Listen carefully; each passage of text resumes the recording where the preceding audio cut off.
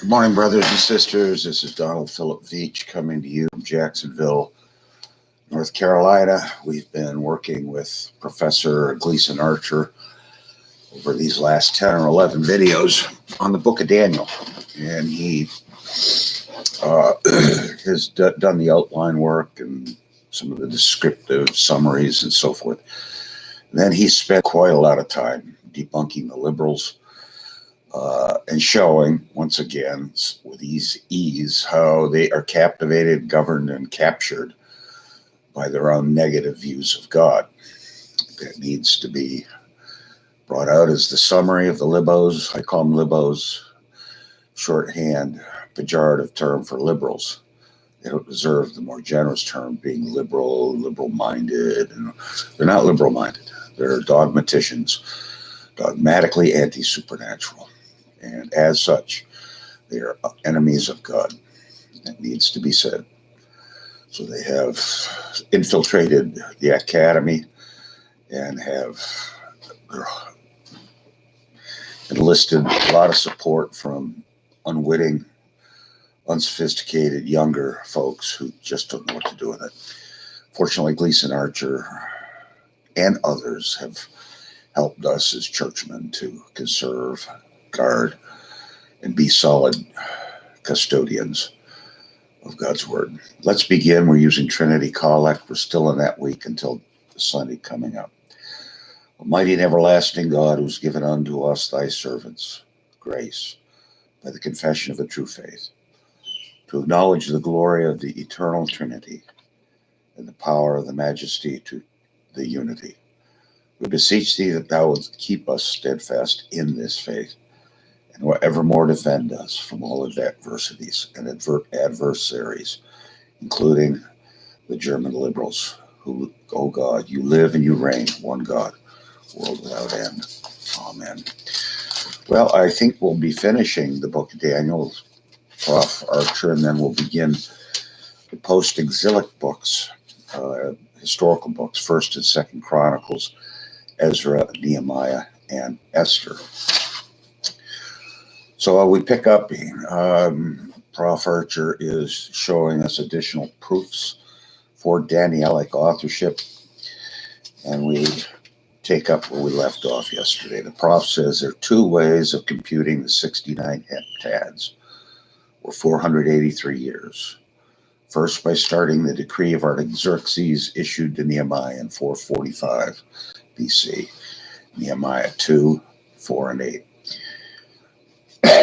And reckoning the 483 years as lunar years of 360 days each, which would be the equivalent of 471 solar years and would result in the date AD 26 for the appearance of the Messiah and his cutting off or crucifixion. Or more reasonably, the starting point may be identified with the decree of Artaxerxes in his 7th year issued for the benefit of Ezra in 457 BC.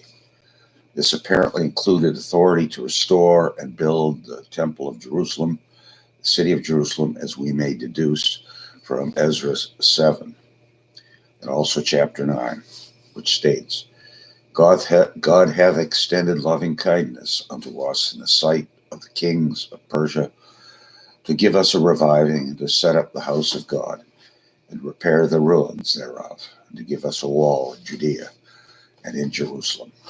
Even though Ezra did not actually succeed in accomplishing the rebuilding of the walls until Nehemiah arrived 13 years later. It is logical to understand 455 BC as a terminus a quo for the decree predicted in Daniel 9:25. 483 solar years from 457 would come out to AD 26 as the time of Christ's ministry, or AD 7, since the year is gained when passing from 1 BC to 1 AD. Note that the wording of verse 26, after 62 weeks shall Messiah be cut off, does not compel us to understand the 483 as pinpointing the time of actual crucifixion. It is simply that after the appearance of Messiah, he was going to be cut off. Now he shifts attention as we begin to close here on Daniel. Mention has already been made. He's doing the theory of diverse sources for the origin of Daniel. Mention has already been made of the concessions by Holscher and Torrey that the Aramaic portions of the book of Daniel originated from the 3rd century BC, although they feel that the chapters in Hebrew were quite definitely composed by an unknown Maccabean prophet. Since the allowance of such earlier components would seem to undermine the supporting structure for the Maccabean date as a whole, it is appropriate to summarize the suggestions made by the proponents of this earlier source theory and to append a few pertinent comments. In 1909, C.C. Torrey published his view that the first half of Daniel was composed about the middle of the 3rd century, whereas the second half originated with a Maccabean author who translated chapter 1 into Hebrew and then composed chapter 7 in Aramaic in order to make it dovetail more closely with chapters 2 to 6. Montgomery in the ICC accepted this suggestion with the exception that he regarded chapter 7 as a composition distinct from the other 2 sections. Otto Eisfeld in his Eitlenkung 1934 espoused the same view, that the first 6 chapters were from the 3rd century and the last 6 from the Maccabean period and composed as a continuous older work. Gustav Holscher, and this whole section here seems like a tack on.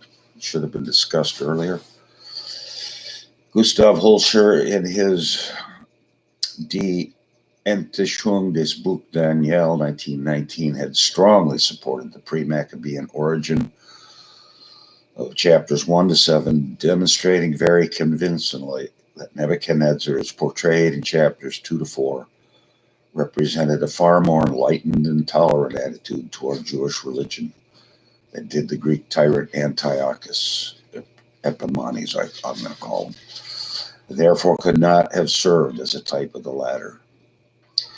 H. L. Ginsburg in 1948 undertook to isolate 6 authors who contributed to the corpus of Daniel, chapters 1 to 6 composed between 292 and 261 BC, chapter 2, which was then subjected to reworking and insertions between 292 and 261.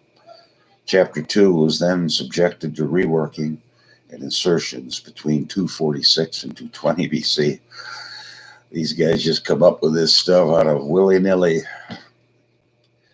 Anybody reading the book isn't going to see 98% of what these guys are finding. Let's just face it, Daniel knew a number of languages. He was trained in languages. H.A. Rowley in The Unity of Daniel for 1952 conceded the earlier existence in oral form of some materials composing chapters 1 to 6, but nevertheless understood to defend quite vigorously the essential unity of the composition of Daniel in its present literary form. Thank you. That is, in the time of the Maccabees. Should be noticed that the assignment of considerable sections of Daniel to a century or more before the Maccabean revolt serves to endanger the whole hypothesis of a 2nd century origin as propounded by advocates of the late date theory. Thus, if the portrait of Nebuchadnezzar greatly contrasts with the character and attitude of Antiochus Epiphanes, his relevance to the Maccabean situation becomes rather obscure. The same is true with the rest of the historical episodes in which the heathen government seemed to treat the Jews with toleration and respect. It seems good to me, and give me a second here. I'll grab my Bible on the shelf. I want to just gather and garner some thoughts from the introductory notes that are given to us by our good and godly men. Finding it now.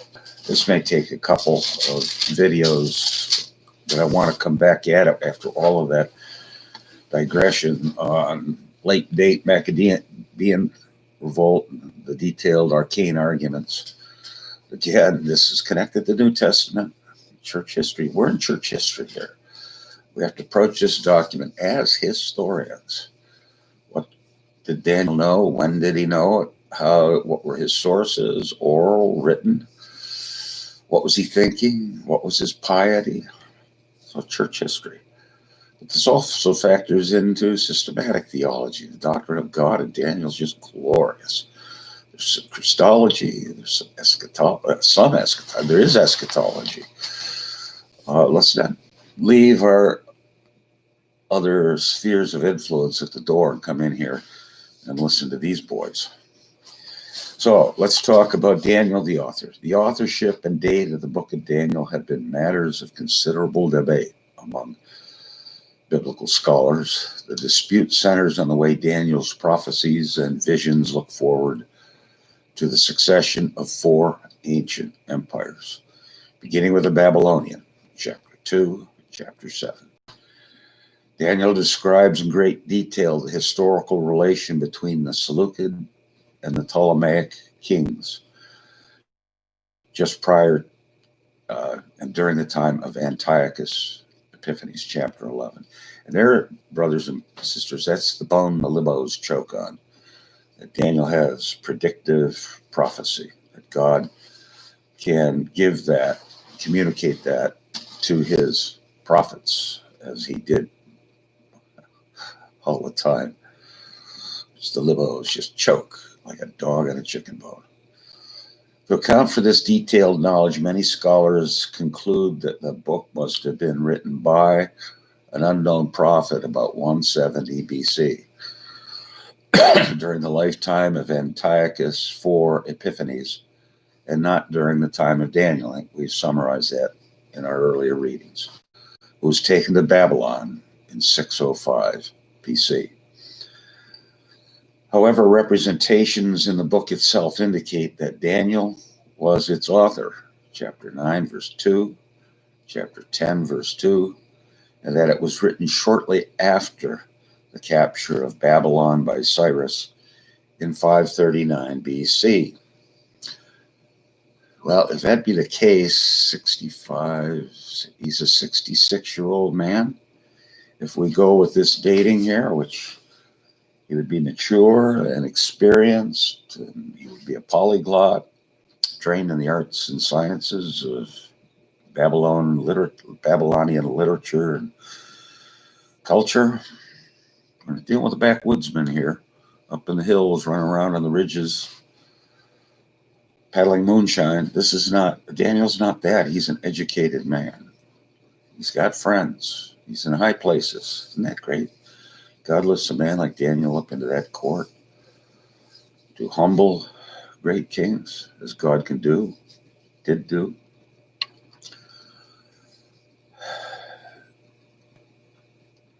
Also, Jesus quotes the prediction of the abomination of desolation, found in the book as having been spoken of by Daniel the prophet, Matthew 24:15.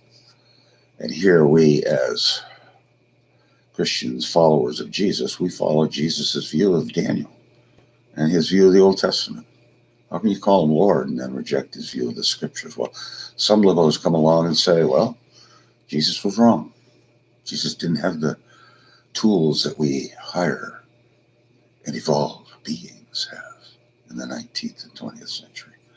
Do they think of these things, the liberals? No, they just pat themselves on the back like Rudy Boltman. Let's press on to date and occasion. The arguments that have been offered for dating the book of Daniel during the time of Antiochus the Fourth Epiphanes involve 3 basic issues. First, the nature of Old Testament prophecy. Second, historical problems. And 3, Hebrew and Aramaic in Daniel. Each of these topics needs to be considered in turn. So we'll deal with those 3 topics.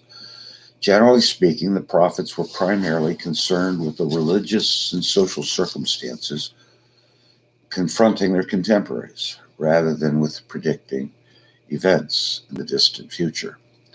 That needs to be borne in mind. They were commentators on using the book of Moses and the Deuteronomistic history to evaluate their situation, as should we. We've added in our studies practical theology, but maybe a sixth one, just touching on some cultural events that are going on. For example, the riots in the streets. Is there more hate and malice among those people? Looting, thuggery. I mean, what is on show is nihilism, which is unattached and undirected and ungoverned by the doctrine of God, the six loci of theology. Those kids could learn it, but they have parental abandonment, essentially. Single mother homes, mother's got to work, basically kid's on his own raising himself.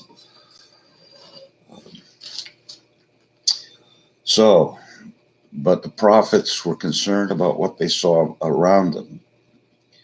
It includes incidents in the near term, such as this is when they did predict prophecy. Excuse me. Such as Jeremiah's prophecies about the imminent fall of Jerusalem to the Babylonians. Daniel's vision concerning the king of the north, king of the south, parallels exactly the relations between the Seleucids and the Ptolemaics, part of the post-Alexandrian split up of his kingdom into four segments. And two of those four, Seleucids and Ptolemies in Egypt, would constantly be back and forth.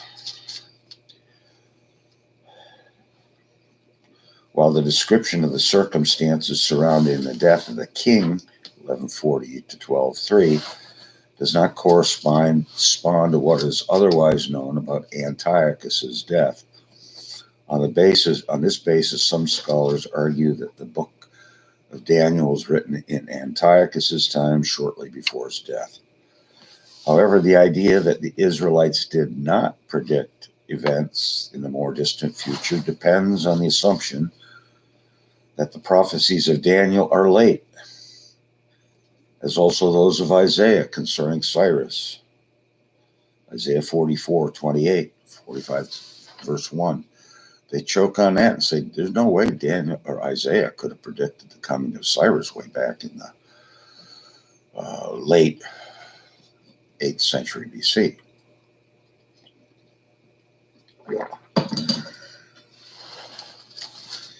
It may also be the result of a rejection of prophecy in general. I don't like that statement. It may also. It definitely is. Whoever wrote that needs to edit that. Definitely is a result of the rejection of predictive prophecy and the rejection of the doctrine of God by sophisticated scholars. Why, for the life of me, the editor here, maybe it's Bruce Watke, wants to be academically a probabilist. We can say definitively the liberals don't allow predictive prophecy. We'll see that carry over into dating issues in the New Testament for the Gospels. No way Jesus could have predicted the fall of Jerusalem. It happened after. Vaticinium ex eventu is the Latin phrase. It happened after the event. Well, moving on. Interpreters of the book of Daniel who favor a late date of writing also propose that there are serious historical problems in the narrative about Daniel's experience in Babylon, particularly concerning Belshazzar's relationship to Nebuchadnezzar, 5:2, and the identity of Darius the Mede, 6:1. And Prof. Archer addressed and resolved those difficulties very nicely. They identify the four kingdoms foreseen by Daniel: the Babylonians, the Medes, the Persians, and finally the Greeks, including the Seleucids and Ptolemies. The identification is difficult because there's no evidence for a Median kingdom in the interval between Babylon and the Persian kingdoms. Cyrus the Persian, 550 to 530 BC, conquered the Medes in 549 and the Babylonians in 539.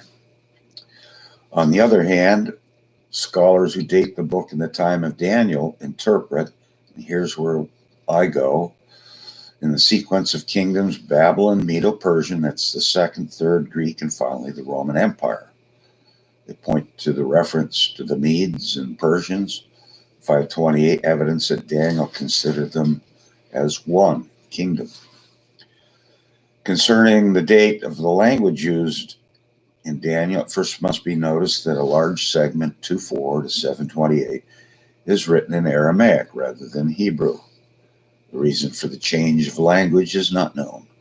Some scholars have argued that the Aramaic is a late date, pointing to the use of several Greek loanwords for musical instruments and other evidence of a late date. The professor handled that. There is abundant evidence of contact between Greeks and the Near East prior to the time of Alexander the Great. Such contacts are sufficient to explain the appearance of Greek loanwords. The Aramaic and Hebrew of Daniel can be dated anywhere between the late 6th and early 2nd centuries. In other words, the language does not lend much weight to either the early or the late date period. Aramaic was in use, Hebrew was in use. Interpretive difficulties in the book of Daniel. Authorship and date of Daniel are not the only interpretive difficulties posed by the book.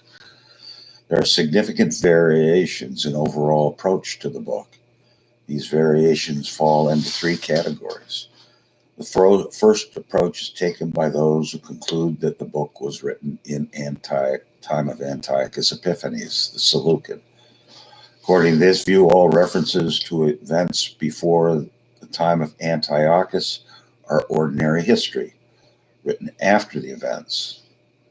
And what they do is they say, well, it's fraudulent because it presents Daniel as predicting and forecasting, but no. That's where it's fictional, it's fraudulent. Daniel can't do that.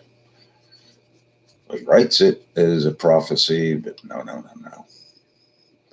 The only genuine prediction in the book would be the anticipated death of Antiochus and the expected intervention of God to establish his kingdom. However, Antiochus did not die in the manner depicted in 1136 to 12:3. See the notes at that point. And the kingdom did not materialize as apparently anticipated. A second, more traditional approach finds primary stress on the predictions of the book to be on the first advent of Christ, which is what I think. This approach is usually associated with an amillennial or postmillennial eschatological position. A third way finds one focus on the book to be primarily on Antiochus Epiphanes and the persecution of God's people during his reign. The other focus is on divine intervention in human affairs at the end of time when God's kingdom is established. Well, to say that the kingdom of God is established then, suggesting it's not operative now, is an error. Yes, it'll be the new heavens and the new earth will be a cataclysmic end, but it'll still be the kingdom of God in a new, final, definitive form. That takes us into systematics, locus 6. But we'll leave that for another day. That's a glorious hope of the Christian, the second coming of Christ and the inauguration of the new heavens and earth. Doesn't get near enough emphasis by any. The premillennialist guys do it far more than the amillennialists that I've been around and in my time in history. Never heard a sermon on the second coming of Christ in my life in the Episcopal or Presbyterian worlds. It's in our confessions. We need new rudder orders on that. This approach is associated, stress does not fall on the first advent of Christ, chapter 2, chapter 9, but rather on Antiochus and the second coming of Christ. This approach is usually associated with the premillennial eschatological position. Within this approach, there are many differences in interpretation of details by varied commentators. Well, I think that's probably a good place to stop. Tomorrow we'll pick up with the characteristics and themes of the book. In time we'll talk about outlines, and I got some other theological notes I want to bring forward. And then we should be done with Daniel. I trust that you'll be reading Daniel with greater attention, greater attention, as the case may be. I know I'm going to be paying more attention to Daniel as a result of our work. I already have in the past, but got to keep fresh, stay atop it. We read of God's sovereignty over the nations, not just Israel and Babylon, God's elect people, not just over God, his servants, the prophets, the priests, and the aberrant kings, but also over the nations. And over here in practical theology and cultural issues, a word that needs to be said to the nations again: our God rules.